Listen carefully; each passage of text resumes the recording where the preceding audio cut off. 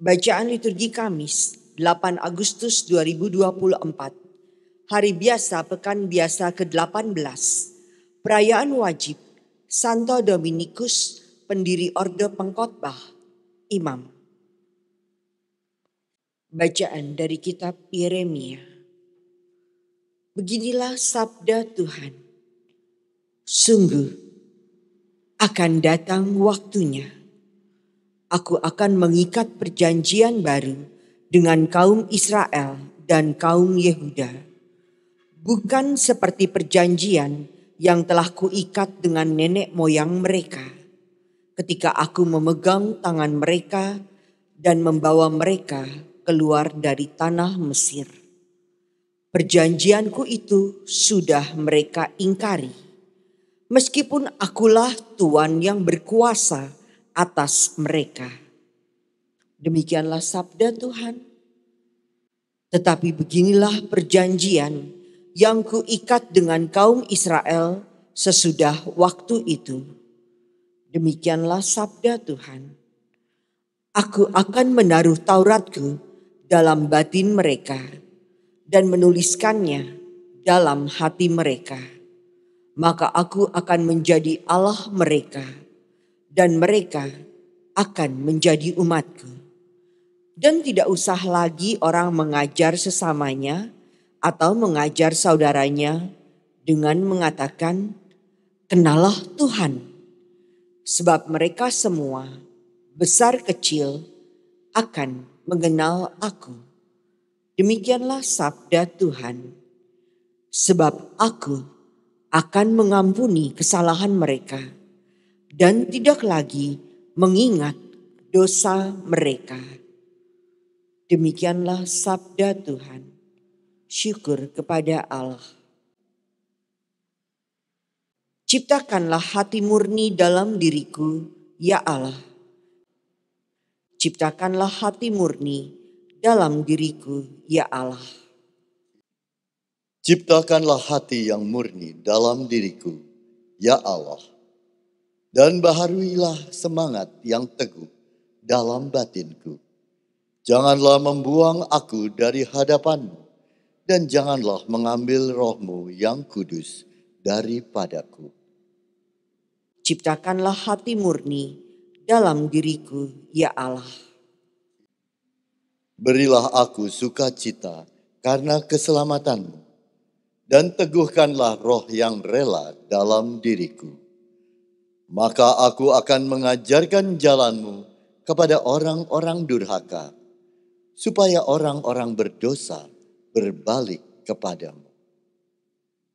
Ciptakanlah hati murni dalam diriku, ya Allah. Tuhan, Engkau tidak berkenan akan kurban sembelihan, dan kalaupun ku persembahkan kurban bakaran, Engkau tidak menyukainya. Persembahanku kepadamu ialah jiwa yang hancur, hati yang remuk redam tidak akan kau pandang hina, ya Allah. Ciptakanlah hati murni dalam diriku, ya Allah.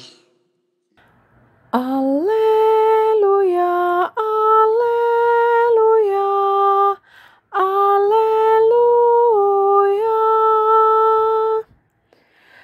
Engkaulah Petrus, dan di atas batu karang ini akan kudirikan jemaatku, dan halam maut akan menguasainya.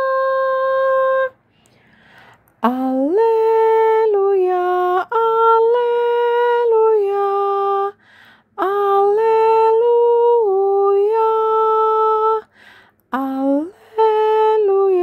alleluia, alleluia.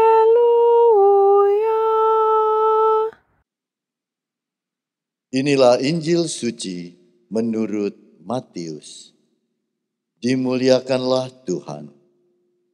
Sekali peristiwa, Yesus tiba di daerah Kaisarea Filipi. Ia bertanya kepada murid-muridnya, kata orang, "Siapakah anak manusia itu?" Jawab mereka, Ada yang mengatakan Yohanes Pembaptis.